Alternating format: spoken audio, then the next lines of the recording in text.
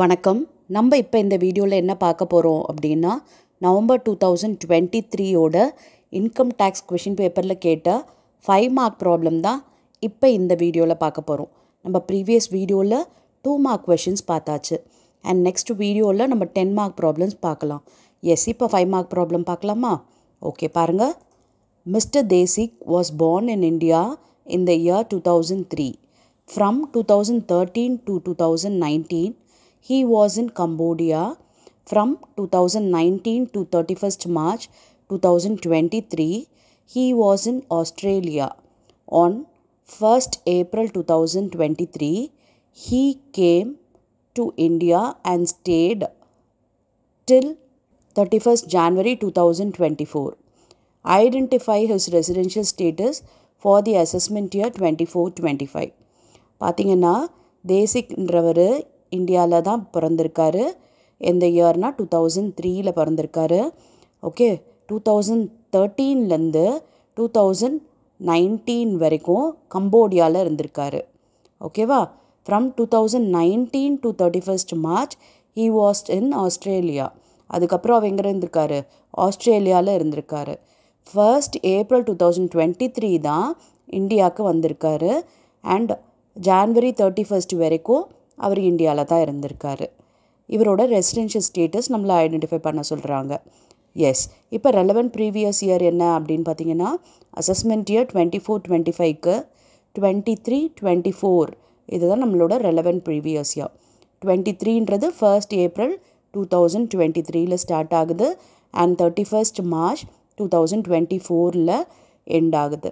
இதுதான் நம்மளோட relevant previous year. இப்போ ஃபர்ஸ்ட் பேசிக் கண்டிஷன் என்ன அப்படின்னா, 182 days ரெலவெண்ட் ப்ரீவியஸ் இயரில் இந்தியாவில் ஸ்டே பண்ணியிருக்கணும். எஸ், பாருங்கள், 182 days அவர் இந்தியாவில் ரெலவெண்ட் ப்ரீவியஸ் இயரில் இருந்தார்னா, அதாவது இந்த பீரியடில் இருந்தார்னா. இப்போ பார்த்தீங்கன்னா 1st April 2023 இந்தியாவில் தான் இருந்திருக்காரு. 31st January வரைக்கும் அவர் இந்தியாவில் தான் இருந்திருக்காரு. அப்போ இந்த பீரியட் எத்தனை நாள் வருது அப்படின்றத கேல்குலேட் பண்ணுவோம். ஓகே, அவரோட ஸ்டே இன் இந்தியா எவ்வளவு அப்படின்னு பார்த்தீங்கன்னா 1/4/2023 31st January 2024 வரைக்கும். ஸோ இதுலேருந்து நம்ம எத்தனை டேஸ் இருக்குதுன்னு கேல்குலேட் பண்ணலாமா? Yes, April 1st. அப்போ ஏப்ரலில் பார்த்தீங்கன்னா 30 days, அதுக்கப்புறம் மேல 31, ஜூனில் 30, July 31, August 31, September 30, October 31, November 30, December 31, January 31st வரைக்கும் தான் இருக்கார் இல்லையா?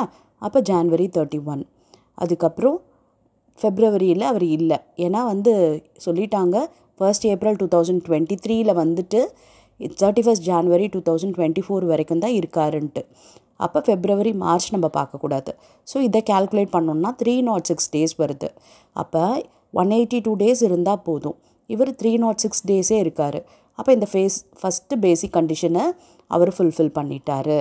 ஓகே, ரெலவெண்ட் ப்ரீவியஸ் இயரில் 182 daysக்கு மேலே இருந்ததுனால இந்த கண்டிஷனை அவர் ஃபுல்ஃபில் பண்ணிட்டார். Okay, yes. இப்போ அடிஷ்னல் கண்டிஷன் பார்க்கலாம். அடிஷ்னல் கண்டிஷன் 1 என்ன அப்படின்னா, 7 years preceding the relevant previous இயர். ரெலவெண்ட் ப்ரீவியஸ் இயருக்கு முன்னாடி 7 வருஷத்தில் 730 days அவர் இந்தியாவில் இருக்கணும். ஓகே, இப்போ பாருங்கள், இதில் எப்போ அவர் இந்தியா விட்டு போயிருக்காருனா 2013 19 வரைக்கும் கம்போடியாவில் இருக்கார். 19 23 மார்ச் வரைக்கும் அவர் எங்கே இருந்திருக்காரு? ஆஸ்திரேலியாவில் இருந்திருக்காரு. அப்போ அவர் இந்தியாவிலே இல்லை. நம்மளோட இந்த பீரியட் பார்த்திங்கன்னா நமக்கு இந்த 2023க்கு முன்னாடி தான். அப்படின்னு பார்க்கும்போது இந்த 730 daysமே அவர் இந்தியாவில் இல்லை. அப்போ இவர் அடிஷ்னல் கண்டிஷனை ஃபுல்ஃபில் பண்ணலை. இவர் எந்த கண்டிஷன் ஃபுல்ஃபில் பண்ணியிருக்காரு? பேசிக் கண்டிஷன் 1 ஃபுல்ஃபில் பண்ணிட்டாரு. பேசிக் கண்டிஷனை ஃபுல்ஃபில் பண்ணதுனால இவர் ரெசிடெண்ட் ஆகிடுவார். இப்போ அடிஷ்னல் கண்டிஷன் 1 ஃபெயில் ஆனால் கூட இவர் ஃபுல்ஃபில் பண்ணாத மாதிரி தான். அப்போ என்ன இவர் ரெசிடென்ஷியல் ஸ்டேட்டஸ் அப்படின்னு பார்த்தீங்கன்னா, resident but not ordinary resident for the assessment year 24-25. புரிஞ்சுதா? எஸ். இப்போ நெக்ஸ்ட் ப்ராப்ளம் பார்க்கலாமா? Mr. Badri is employed in Chennai and resides in his own house. He gets rupees 8,000 per month as salary, rupees 4,450 per month as DA and rupees 3,450 per month as HRA. Find out the taxable portion of HRA. HRA ஓட taxable portion என்னன்னு கேட்குறாங்க. இவர் பார்த்தீங்கன்னா reside in its own house.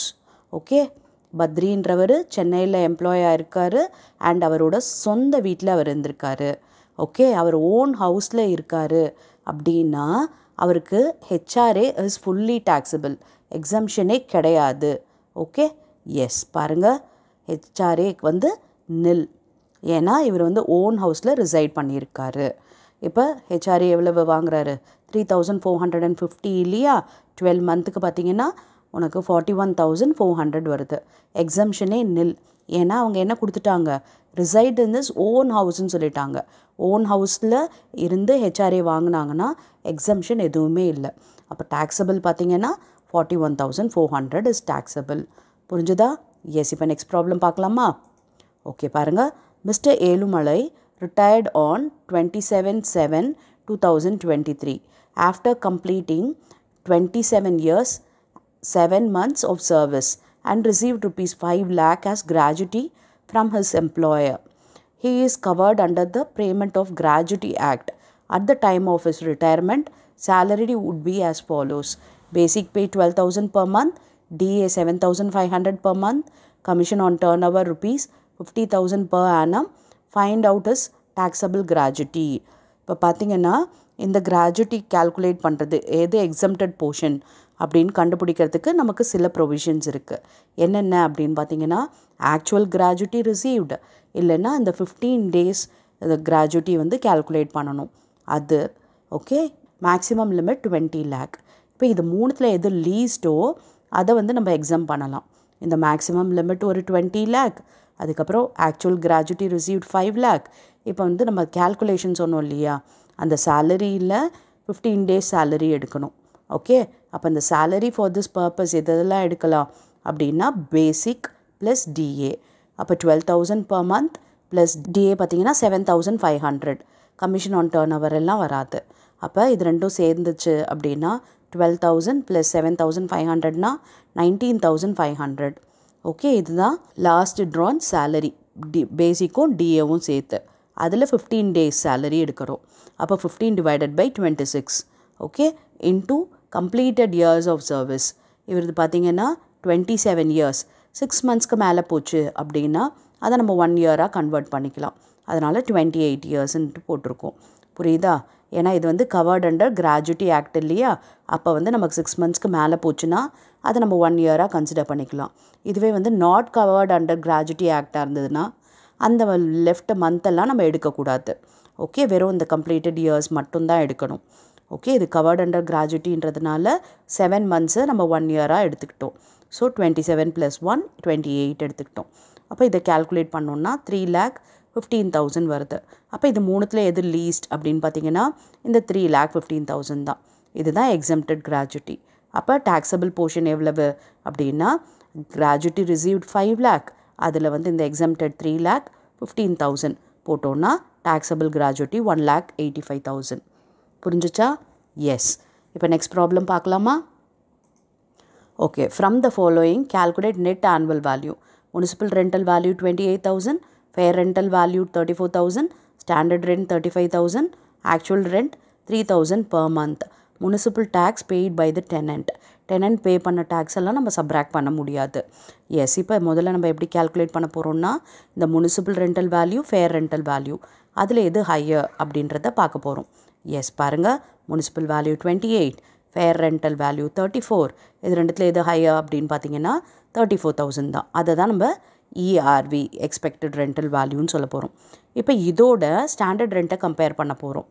அப்போ standard ரெண்ட்டோடையும் இந்த இஆர்வியோடையும் எது lower அப்படின்றத பார்க்கணும். அப்போ இந்த 34,000 தான் லோவர். அப்போ அதுதான் நம்மளோட இஆர்வி. பாருங்கள், போட்டாச்சு இஆர்வி. இப்போ ஆக்சுவல் ரெண்ட்டோட கம்பேர் பண்ணணும். ஆக்சுவல் ரெண்ட் எவ்வளோ பாருங்கள், 3,000 per month. அப்போ 3,000 × 12 போட்டோன்னா நமக்கு 36,000 வருது. அப்போ இந்த இஆர்வியும் இந்த ஆக்சுவல் ரெண்ட்டையும் கம்பேர் பண்ணி அதில் எது ஹையஸ்ட்டுன்னு பார்க்கணும். பார்த்திங்கன்னா 36,000 தான் ஹையஸ்ட். அப்போ நம்மளோட எக்ஸ்பெக்டட் ரெண்டல் வேல்யூ எவ்வளவு அப்படின்னு பார்த்தீங்கன்னா 36,000. இதுதான் நம்மளோட க்ராஸ் ஆனுவல் வேல்யூமே. ஓகே, வேறு எதுவும் இல்லாததுனால இதையே வந்து க்ராஸ் ஆனுவல் வேல்யூ சொல்கிறோம். ஸோ இதில் வந்து நம்ம முனிசிபல் டேக்ஸை மைனஸ் பண்ணணும். ஆனால் முனிசிபல் டேக்ஸ் வந்து பெய்ட் பை த ஓனர் அப்படின்னா தான் சப்ராக்ட் பண்ணணும். இது என்ன கொடுத்துட்டாங்க பாருங்கள், பெய்ட் பை த டெனண்ட்டுன்னு சொன்னதுனால இது நமக்கு எடுக்கக்கூடாது. பாருங்கள் டேஷ் போட்டாச்சு. அப்போ நம்மளோட நெட் ஆனுவல் வேல்யூ என்ன அப்படின்னு பார்த்தீங்கன்னா இந்த சேம் 36,000 தான். புரிஞ்சுதா? எஸ், ஈஸியாக இருக்கு இல்லையா எல்லா ப்ராப்ளமும்? ஓகே, நெக்ஸ்ட் வீடியோவில் நம்ம 10 மார்க் ப்ராப்ளம்ஸ் எப்படி சால்வ் பண்ணுறதுன்றதை பார்க்கலாம். Thank you for your patient listening.